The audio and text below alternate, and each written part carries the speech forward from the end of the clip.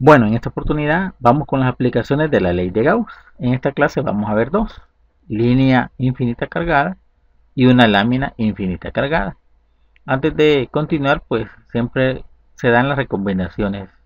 En este caso, ¿no? Que se lleve la lectura paralela para que el aprendizaje pues sea significativo. Continuemos. Vamos a empezar con la línea infinita de carga. Vamos a aplicar una simetría cilíndrica que también es equivalente a decir una simetría radial. Vamos a hacer uso de un cilindro y va a haber flujo eléctrico en la envoltura de ese cilindro. Aquí tenemos la línea infinita de carga y está cargada uniformemente, en este caso pues de carga positiva. ¿Qué es lo que vamos a hacer con esta línea? Pues vamos a querer determinar el campo eléctrico que genere esa línea, pero ahora lo vamos a tener que hacer utilizando la ley de Gauss. Entonces, antes de continuar, vamos a hacer un recordatorio de qué es lo que se hizo en clases pasadas, específicamente en la clase número 3, donde teníamos esa línea infinita de carga y utilizábamos métodos de integración para poder encontrar el campo a una distancia y. Esto lo hicimos en la clase número 3. Solamente para un recordatorio, pues tomábamos un elemento diferencial de carga, proyectábamos, iba a haber un diferencial de campo, por simetría, pues iba a haber la otra porción que tomamos al otro lado del eje Z positivo, proyectamos campo eléctrico, había un ángulo por ahí, se descomponía vectorialmente, se anulaban campos eléctricos en la dirección Z, solamente iba a haber campo eléctrico en la dirección y todo esto pues se explicó, la parte física y vectorial, se explicó en la clase número 3, se hizo todo la parte matemática y determinamos con auxilio de la matemática sus expresiones algebraicas. Encontramos la expresión algebraica que nos permite calcular el campo eléctrico a una distancia y este sería el campo eléctrico de esa línea infinita. Y antes de terminar esa clase, pues se hizo hipotéticamente un cilindro de radio r y cambiamos esa distancia r por la distancia y. Y eso es lo que se hizo en la clase número 3. Y aquí lo hacemos solamente, o lo traemos, más bien dicho, solamente para un recordatorio. ¿Por qué? Porque ahora vamos a querer llegar a la misma expresión algebraica, pero utilizando otro concepto, es decir, utilizando la teoría de Gauss. Entonces vamos a dejar por acá ese modelo matemático de campo eléctrico al cual tenemos que llegar, pero utilizando pues otra teoría, ¿verdad? El análisis que hizo Gauss, ¿verdad? Donde relaciona flujo eléctrico, superficie gaussiana hipotética y la carga neta encerrada que, valga la redundancia, encierra esa superficie gaussiana. Entonces aquí tenemos la línea infinita de carga. Entonces, ¿qué me dice Gauss? Que tenemos que dibujar una superficie gaussiana. En este caso, pues vamos a dibujar un cilindro de esa forma. ¿Qué va a pasar con las líneas de campo eléctrico de esa línea? Pues van a ir en esta dirección. Van a ir en esta dirección y va a haber flujo eléctrico en la envoltura de ese cilindro. Entonces, esa superficie gaussiana pues va a tener radio R y va a tener ese cilindro pues una longitud L. ¿Qué es lo que se hizo en clases pasadas? Pues se tomaba un elemento de ese cilindro porque esta parte pues es curva y tomábamos ese elemento y ese elemento como es pequeño ya no es curvo, es plano.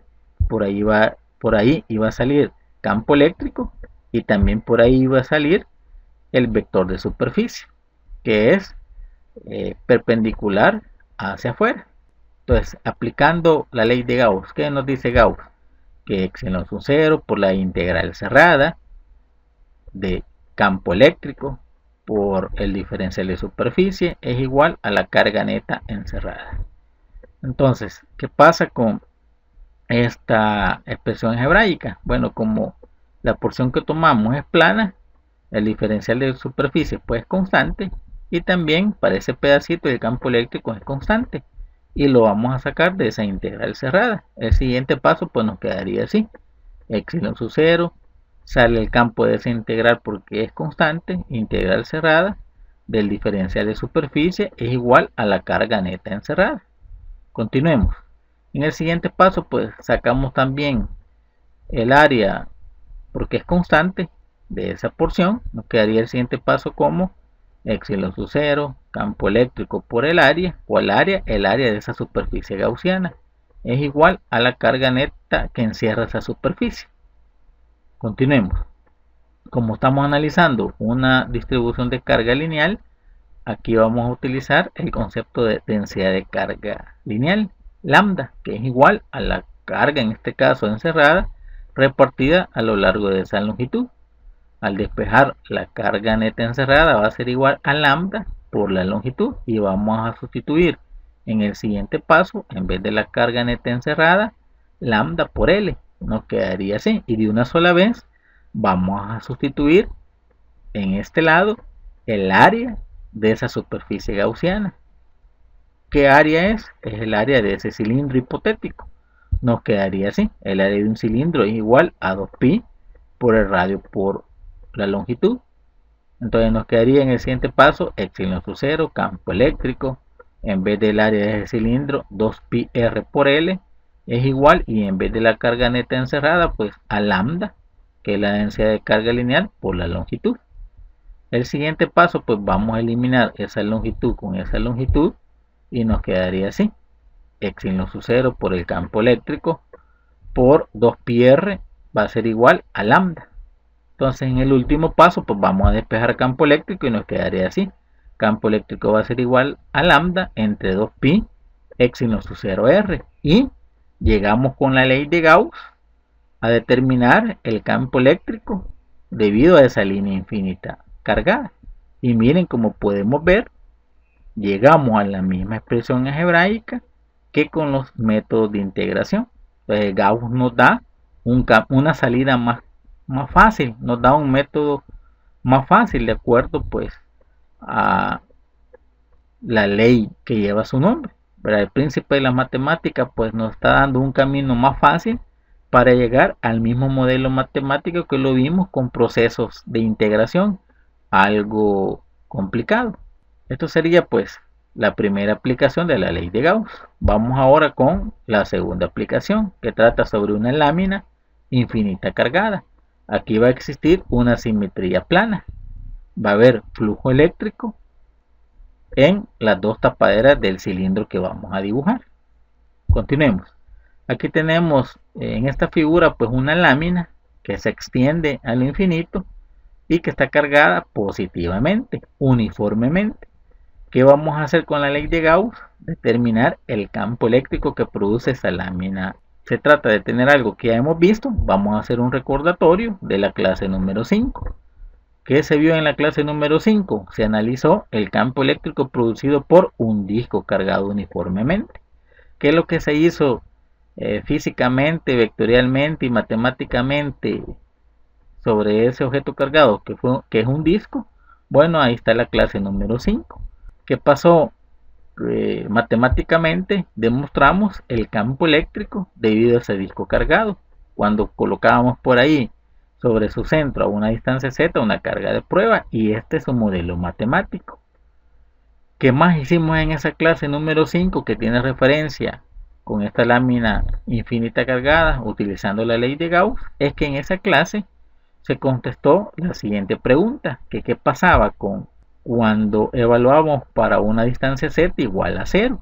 Según lo que vimos en esa clase, el disco se comportaba como una lámina cargada, y cuando evaluábamos en esta expresión algebraica de campo eléctrico de ese disco cargado, al evaluar z igual a 0, llegábamos a determinar el campo eléctrico producido por una lámina infinita. El disco se comportaba como una lámina infinita.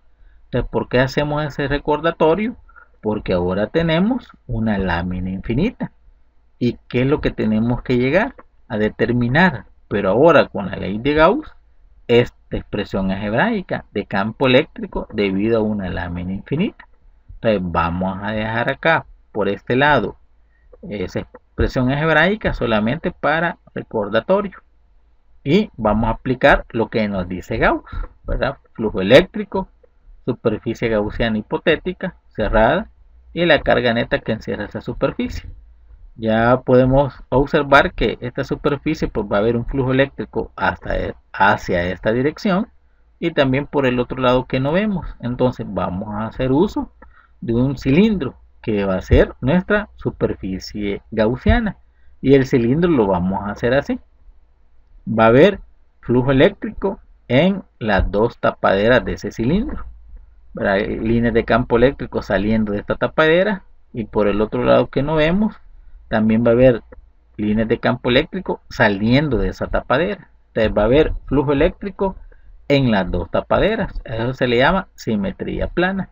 Entonces, aplicando la ley de Gauss, que nos dice Gauss, epsilon sub 0 por la integral cerrada de E punto diferencial de A va a ser igual a la carga neta encerrada.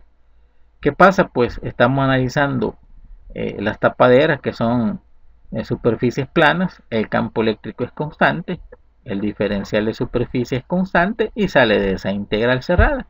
Nos quedaría así: epsilon sub 0, campo eléctrico por el área de esa superficie gaussiana es igual a la carga neta encerrada. El siguiente paso es un recordatorio de la densidad de carga superficial, es decir, que sigma, que es la densidad de carga superficial, es igual a la carga neta encerrada repartida sobre esa área. Al despejar, esa carga neta encerrada va a ser igual a sigma, que es la densidad de carga superficial, por el área de esa superficie gaussiana. La vamos a sustituir aquí. El siguiente paso nos quedaría epsilon sub 0 por el campo por el área de esa superficie gaussiana es igual a sigma por el área de esa superficie gaussiana. Eliminamos el área y nos quedaría en el siguiente paso como epsilon sub 0, campo eléctrico, va a ser igual a sigma, que es la densidad de carga superficial. Antes de despejar el campo eléctrico, solamente hay que recordar que hay que considerar las dos tapaderas. Entonces lo que falta acá es colocarle el número 2, que sería las dos tapaderas donde va a haber flujo eléctrico. Entonces nos quedaría en el siguiente paso 2 epsilon sub 0, campo eléctrico va a ser igual a sigma, que es la densidad de carga superficial. Entonces ahora en el último paso pues despejamos campo eléctrico y eso va a ser igual a sigma entre 2 veces epsilon sub 0, y llegamos a través de la teoría del príncipe de las matemáticas de Gauss a la misma expresión algebraica que vimos en clases pasadas utilizando métodos de integración. Entonces Gauss nos da un camino más corto para determinar el campo eléctrico debido a esa lámina infinita cargada. Campo eléctrico va a ser igual a sigma entre 2 veces epsilon sub 0. Entonces, esperando que se haya comprendido, de que sea de utilidad. Saludes y bendiciones.